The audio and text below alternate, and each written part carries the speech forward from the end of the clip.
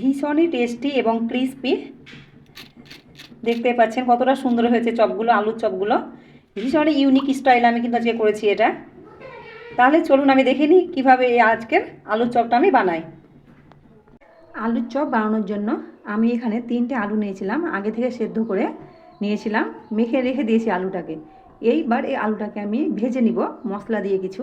তার জন্য আমি একটা কড়াই বসিয়ে দিয়েছি, দিয়ে দিয়েছি অল্প করে সর্ষের তেল। ফোড়নের জন্য দিলাম 1 চা চামচ কাঁচা জিরে। এইবার এখানে আমি একটা বড় সাইজের পেঁয়াজ কুচি করে নিয়েছি, দিয়ে দিলাম। ভালোভাবে পেঁয়াজটাকে বেরেস্তা করে নিব। পেঁয়াজটা বেরেস্তা করা আমার হয়ে গেছে। এইবার দিয়ে দেবো একটু করে আদা রসুন বাটা।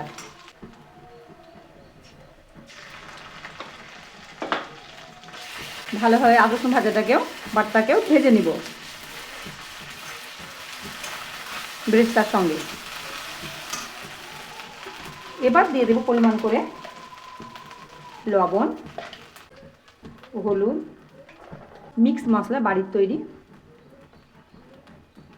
1.5 চামচ মতো দিলাম। কাশ্মীরি লঙ্কা নিয়েছি এখানে, কাশ্মীরি লঙ্কার গুঁড়ো কালারটার জন্য 1 চামচ মতো দিয়ে দিলাম। তারপর নিয়েছি এখানে চিলি ফ্লেক্স, একটু ঝালের জন্য চিলি ফ্লেক্স দিয়ে দিলাম। ভালোভাবে মশলাটার সঙ্গে মেশাবো শুকনো মশলাগুলোকে পেঁয়াজের সঙ্গে দিয়ে। এবার আলুটাকে এতে দিয়ে দেব।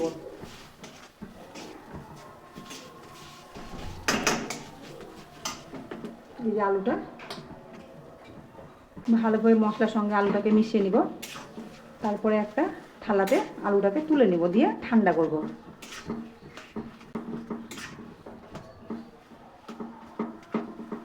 ভীষণই ভালো লাগে এই আলুর চপটা।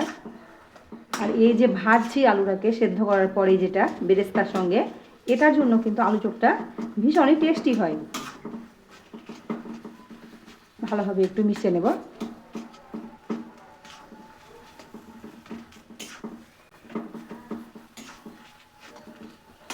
গ্যাসের ফ্লেমটা এবার অফ করে দিব। এই যে আমি একটা থালাতে তুলে নিয়েছি। এইবার এটাকে ঠান্ডা করে নিব একটু, তারপরে শেপ দেব চপের। আলুটা ঠান্ডা হয়ে গেছে। এইবার আমি নিয়েছি এখানে দুটো ডিম ভেঙে নিয়েছি। ডিমটাতে দিয়ে দিব লবণ আর দেব চিলি ফ্লেক্স, অল্প করে একদম দিলাম। ভালোভাবে ফেটে নিব। ডিমটা ফেটানো হয়ে গেছে। আর নিয়েছি এখানে ব্রেড ক্রাম্বস, বাড়ির তৈরি এটা আমার। এইবারে আলুগুলোকে গোল করবো একটু করে। আর একটা জিনিস নিয়েছি, এটা হচ্ছে চিজ। আমি গ্রেট করে নিয়েছি, কিউবে যে চিজটা পাওয়া যায় সেই চিজটাই আমি এখানে 2টো কিউব নিয়েছি, দিয়ে গ্রেট করে নিয়েছি। অল্প করে চিজ দেব।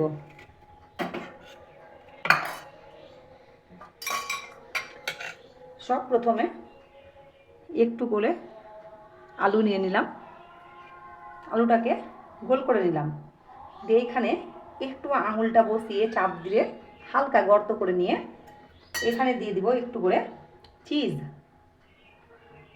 খুবই সহজ এই চপটা করা। দিয়ে এইভাবে মুখটাকে বন্ধ করে দেব আলুর। গোল করে নিব। তাহলে দেখুন হালকা করে একটু করে চ্যাপটা করে দিলাম, তাহলে আমার একটা চপের শেপ দেওয়া কিন্তু রেডি হয়ে গেল। এই দেখুন, আবারও আরেকটা আমি দেখাচ্ছি। আবারও একটু আলু নিয়েছি, একটু গোল করে নিলাম, একটু করে গর্ত করে নিলাম আলুটাকে, নিয়ে নিলাম অল্প করে চিজ,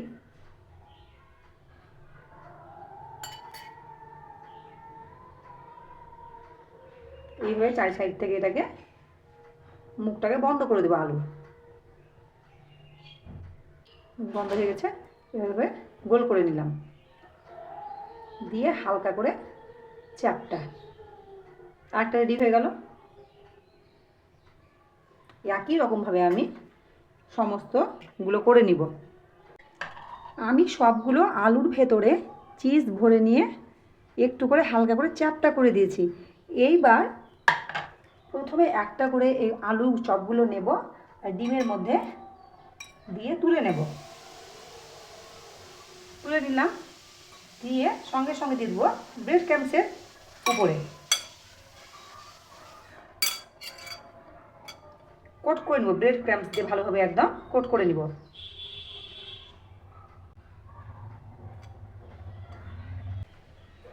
আপনারা যদি চান তাহলে পছন্দ মতো ডবল কোটও কিন্তু করতে পারেন। এই দেখুন হয়ে গেল একটা রেডি। একই রকমভাবে আমি সবগুলো করে নিব। সবগুলো চপ কোট করা হয়ে গেছে ব্রেড ক্রাম্বস দিয়ে। এবার এটাকে আমি 10 মিনিটের জন্য রেস্টে রেখে দেবো। এইভাবেই 10 মিনিট পরে আমি চপগুলোকে ভাজবো। চপগুলো ভাজার জন্য একটা কড়াই বসিয়ে দিয়েছি, কড়াইতে দিয়েছি বেশি পরিমাণে তেল। তেলটা হালকা গরম হয়ে এসেছে, এবার চপগুলোকে একটা করে ভেজে নিব। গ্যাসের ফ্লেমটা এখন লো আছে।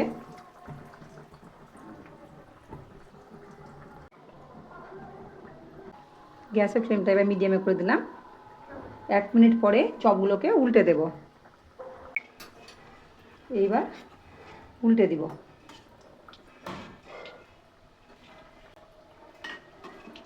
তাহলে দেখতে পেলেন কত সহজ আলুর চপ, কিন্তু ইউনিক স্টাইলে, ভেতরে চিজ দিয়ে, ভীষণই টেস্টি।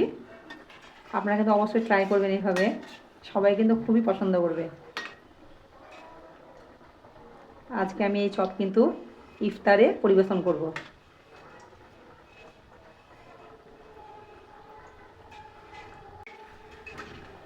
এইভাবে উল্টে পাল্টে ভালোভাবে ভেজে নিব।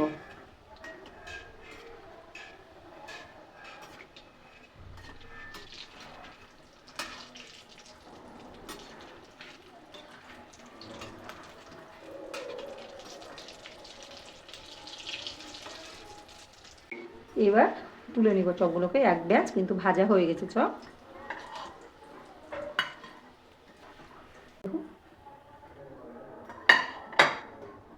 আর এক ব্যাচ দিয়ে দিলাম চপ।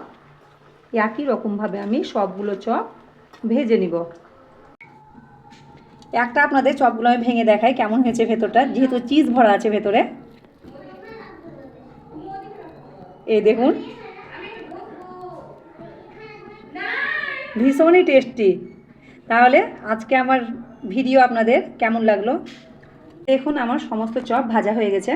তাহলে আজকের আমার এই রেসিপি আলুর চপ কেমন লাগলো আপনাদের অবশ্যই কিন্তু জানাবেন। যদি আমার এই ভিডিওটি ভালো লাগে তাহলে অবশ্যই আমার চ্যানেলটিকে সাবস্ক্রাইব করবেন। দেখা হবে, কথা হবে আবার পরের ভিডিওতে।